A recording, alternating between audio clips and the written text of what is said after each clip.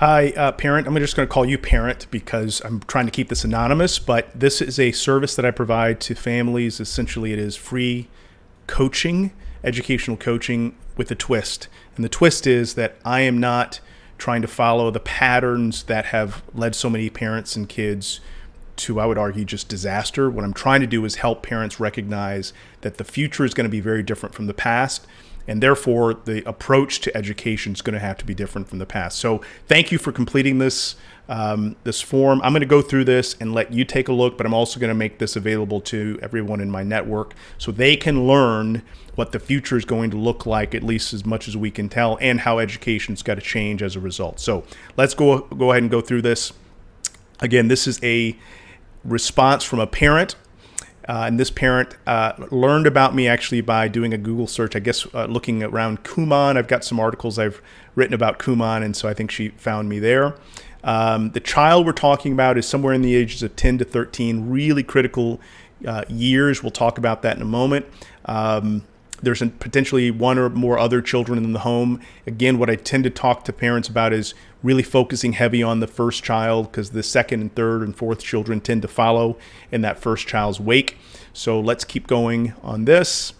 Okay, the child is in a traditional school. So that tells me some things that we're going to get into in a minute, because there's certain things that are possible in a traditional school, certain things that are not possible in a traditional structure. So here's the first. How much decision-making authority does the parent or the child have over the learning of the child? And so you answer this as some. My response to that is 90% of the time when you're in a traditional educational structure, the answer to this is really not much. For example, if your child has interests in, I don't know, let's make something up, baking bread. I'm baking bread this morning myself. And so if that's one of their interests, how much opportunity does the child have to shape their learning around their interests? And the answer is generally not much to almost none. So I'm going to challenge you on this one, parent. Hopefully I'm wrong in this. Hopefully your school does something that most don't. But my assumption is that it's not. I've been in enough schools to see that that's not what schools are really built to do.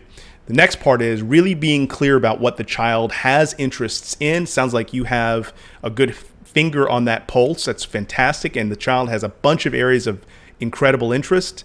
My argument again is that all these areas really should be forming the basis of the child's educational journey. Think about it this way. If school was built for the child and built with the child in mind, then these issues that your child is showing interest in would be the central elements of the child's educational journey. I would argue most of these are not. And again, that's how I really start to question what schools are actually for. Generally speaking, they're really for the adults around the system, not for the child. All right. How much of the child's learning is in their area of curiosity? This is what I was talking about a moment ago. You say some. I would challenge you on that. I'd want to hear some evidence to the contrary, but my suspicion is it's not much to almost none of the child's learning is their area of interests, and that leads to, the problem with that is it leads to burnout. It leads to a child who doesn't even oftentimes know what their interests are, because most of school is really about doing someone else's work that they may or may not have the child may or may not have any relevance in. All right, who should be primarily responsible for the child's learning? Now, this is one where it's a little bit of a trick question here. In the early years, the parent absolutely, it's got to be the responsible party. The parent's deciding everything about what the child eats, when they go to bed, what they wear, what they watch on TV if they allow that. I mean, parent controls are in the early years. But your child is approaching the age of 13. If that transition doesn't move from the parent to the child, now what we're doing is we're raising a child who's dependent on adults to tell them what to learn. In the 21st century, that is a death blow. We need young people who are able to identify what they want to learn about and able to learn it ridiculously quickly, not waiting for a teacher to step forward and to describe and to guide their learning. So that's one of my big challenges here. So how does a child respond to failure? They view it as a problem to be avoided. This is also really common in a traditional educational structure, because failure in school is always a negative. when in life, failure is always the best opportunity to learn. So if your child is viewing failure as a problem, extrapolate that. Think about that child at age 25 or 35 when they're still clinging to the idea that failure is a problem as opposed to the best learning opportunity. That's going to be a child who's in trouble as the world changes and becomes more complicated. Is a child more curious as they get older? Somewhat yes, somewhat no. I would want the child to continue to be curious. And again, you're more curious about the things that you have interest in. That's why those interests matter. Is a child motivated to get good grades? Another trick question here. I would argue that a good grade is only evidence that the child is really good at complying to what the school has said is your expectations. But ask yourself, how much of grades really tie to what the child actually knows, the child's level of engagement, the child's level of curiosity? If the answer to that is good grades, low curiosity, good grades, low engagement, that is a net negative, and unfortunately most kids are in that bucket. Child's relationship to technology. They use it to consume content. This is one of the biggest problems that I'm seeing every parent I talk to. If the child sees technology as a toy as opposed to a tool, then that child is moving into an adult world where technology is purely a tool, or at least principally a tool. And now the child doesn't really view it as that, and that is a hard lesson to learn, and one that we're really having missed opportunities if the child is not producing early in this very powerful tool and medium.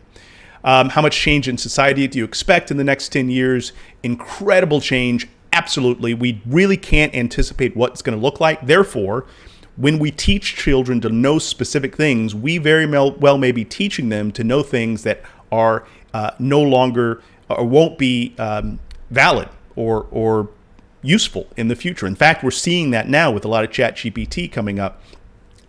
What we should be teaching kids is how to deal with a constantly changing environment. That means they have to learn how to learn. And they have to learn how to learn without anybody looking over their shoulder, pressing them, telling them, here's the grade, in order to motivate them. They have to be self-driven. All right. This is a really important question. Your child has several people that they could go to find help or to ask questions. This becomes incredibly important as the child moves into the teen years. You want this number to go as high as you can, because your value and your voice as a parent is going to begin to decline as the child ages, and you really want other people that child can reach out to. In fact, you want to play a role in strategically connecting them with some. How much does the child have one-on-one with someone you think is caring and competent? You say 4 to 6 hours or more. That's fantastic. Again, I want to keep going more. I want to keep going higher on that number, because the child is going to learn more from interactions with other adults than they will learn from computers or a textbook. That's again the difference of what's happening in this new world of learning. Let's see. How aligned are you and your spouse or your significant other in the educational goals? Critically important. More often than not, parents are working at cross purposes, and part of my job is actually to help navigate and to bring some alignment, because parents, fighting each other only leaves the child in trouble. So you'd prefer the child to be kind of a combination of naturally smart and a hard worker. Natural smarts has very little application in the future. If a person knows how to learn, then they can learn whatever they need to learn quickly. Thinking that you're naturally smart means that if your learning gets difficult, you oftentimes will quit because you're smart, so why should learning be difficult? There's a whole conversation we could have about some of that. You'd prefer the child be a critical thinker? Absolutely. Really curious? Absolutely. Again, ask yourself how much of the child's learning is feeding curiosity as opposed to feeding the desire to become a straight A student. That's a really powerful question, one that I want you to really stew on. Which would you like for your child? A clear purpose for their life or an elite college degree? I'm going to really push you. I'm going to really stick you on this one. An elite college degree for someone who doesn't know why they're in school or what they want to do with that degree is a recipe for disaster. I see that a lot as well.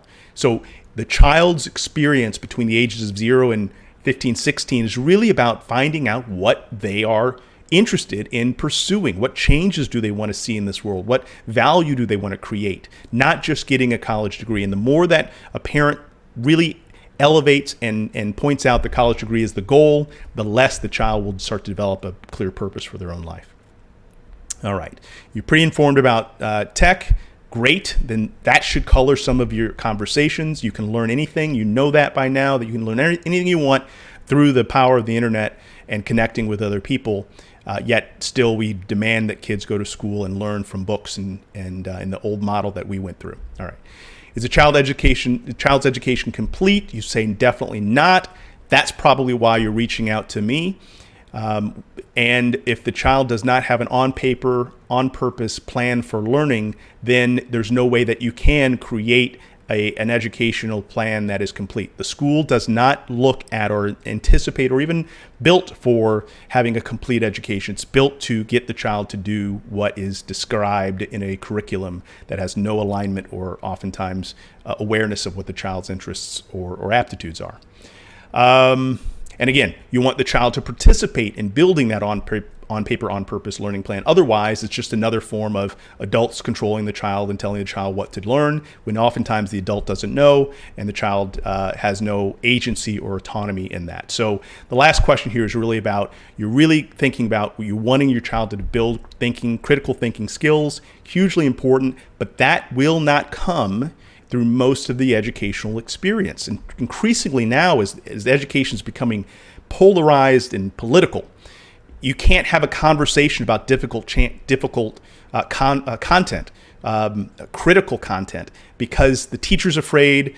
There's political powers on both sides that are saying, don't talk about this, only talk about this in this way. That is not how you build a critical thinker. So for all these things, my argument with you is you need to build a on purpose, on paper learning plan for your child. And if the child doesn't have one, then what you are essentially doing is you are trusting that the school system is going to prepare your child for adulthood. Those days are over. Those days are over. It's not going to happen. So if you want to connect with me further, I'll send some information with you via email where we can talk more. Again, all my services are free. I'm supported by folks on Patreon. I'm also, we have personal wealth that we're able to use for this activity. So if money is an issue, do not worry about that. I will be here to help you for free if you'd like it. That's it for now. My name is Matt Barnes. You can find me at mattcbarnes.com. Thanks again for trusting in me to at least give you some feedback. I hope you take this, and I hope you reach out to me to have further conversations. I wish you the very best, and hug your boys today. Amen. Bye-bye.